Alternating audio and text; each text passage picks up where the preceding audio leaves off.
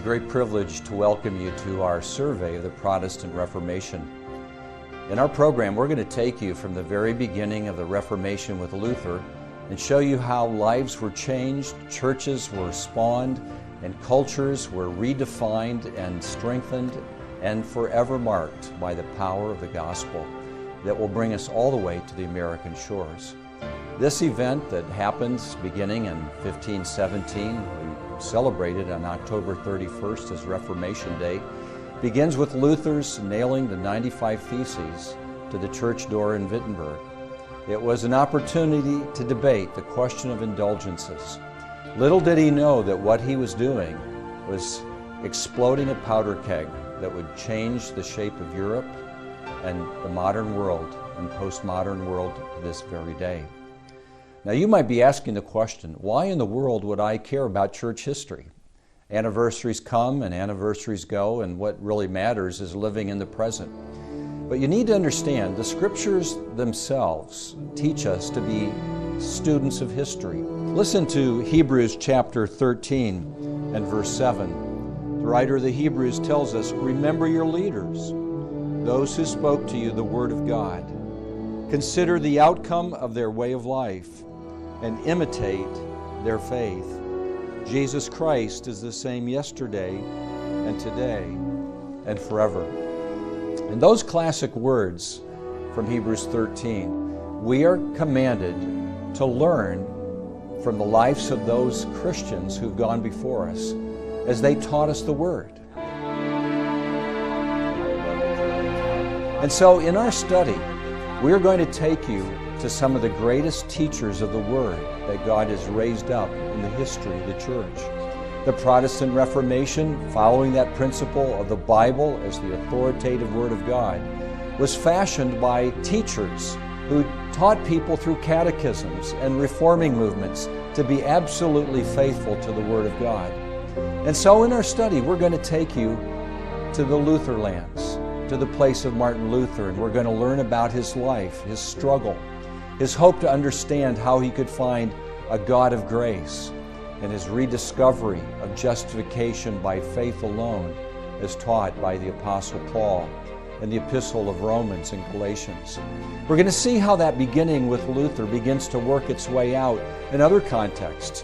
Just a few miles away across the German boundary into Switzerland, there was another reformer studying the Bible by the name of Ulrich Zwingli in Zurich. And we'll see how this man also went back to the Bible. He found in Luther's ideas a common spirit, but he saw things differently. And we began to realize with the doctrine of the priesthood of the believer, every man studying the Bible with his conscience before God, sometimes different conclusions would be reached. And so between Zwingli and Luther, there are differences. And as that story continues, we'll discover the second generation of reformers will wrestle with what they've learned from Luther and Zwingli. And so a young John Calvin will come also to a Protestant faith. We'll find as we study Calvin that one of his great works were the Institutes of the Christian Religion, a book that's been translated in languages around the world and is still read and studied to this very day. The life of Calvin left a permanent mark as we find a distinction between Lutheranism and the Reformed faith. And Calvin will give the Reformed tradition its clearest exposition. And from that tradition we'll find other great reformers that will begin to take root and spread their faith throughout Europe and then throughout the world. And so from Geneva we're going to see how the Reformation moves us into England and Scotland. We'll find John Knox crying out, "Give me Scotland or else I die," bringing about the Presbyterian tradition from Scotland. We'll see how the Protestant reformers in England found their roots in Luther and Calvin and other Swiss reformers. And we're going to see how they were willing to lay down their lives as they stood boldly for a reformation of the church that took on a distinct form. We call it to this day the Anglican Church, the Church of England. It was Protestant, but it also kept some of the traditions of the Roman Catholic Church. And that becomes part of the Reformation tradition as well. We're going to find that as these great heroes of the Reformation come before us, that there are those that disagree with their movement. There will be heretics and heresies that will come on the scene. Of course, the most famous is that Spaniard, that MD by the name of Miguel Cervantes. And we'll realize that as he confronts the Protestant teaching of Calvin, that he will be guilty of a capital crime and he will be burned at the stake. And this then becomes one of the great beginnings of another reformational fruit. That is, what is the freedom of the conscience? How can a person go to the Bible and study it on his own and be able to teach it to others without being persecuted? And so we will find as the Reformation story unfolds that the Roman Catholic Church will persecute Protestants. But so Protestants will end up persecuting those that disagree with them. And so the Puritan tradition and the Pilgrim tradition will leave England and travel to America. And here in New England, in America, they will establish their congregational tradition. And they too will persecute others like Quakers and people who don't fit their tradition. And we'll come across an individual who is actually remembered on the Reformation Wall in Geneva, a man named Roger Williams in America, who establishes the first safe haven of religious liberty.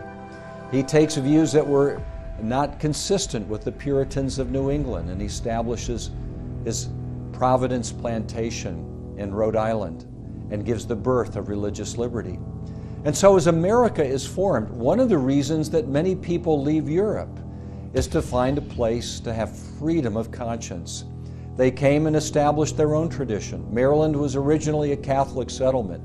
We know in New England there were Congregationalists. Virginia, Jamestown, was a place of the Anglican tradition. But in Pennsylvania, there was a city established by a Quaker, and William Penn establishes religious liberty in a city where brothers were to love each other, Philadelphia. It's in this city where Presbyterians came. They were so taken by the power of religious liberty that they literally changed the Westminster Confession of Faith to follow the practice of the freedom of conscience. And so we see that the story of the Reformation is very powerful. It changes the way people look at one another, at the way they look at government, the way they look at church, at other churches and other traditions. And as this story unfolds, you are going to see their experiences worked out on location through various scholars who tell their stories, and how that message of the Reformation was changed, how it developed, how it was transported to the New World, and how it took root in America. So the message of the Reformation continues to be relevant today as we discover why the Protestant movement was able to take on the Roman Catholic powerful church and shape a new church tradition, and yet in the process ultimately giving us one of the greatest freedoms we know in the world today, religious liberty. So come with us during this time to see the beauty and panorama of the great geographical sites of the Reformation, as we see people who are willing to suffer for what they believed in, and how they boldly as heroes stood for what they knew to be true from the Scriptures, and how the world we know today was created and given birth. What a wonderful way to remember those that taught us the Word of God, to imitate their faith, and to celebrate a tradition that will last as long as the Bible itself.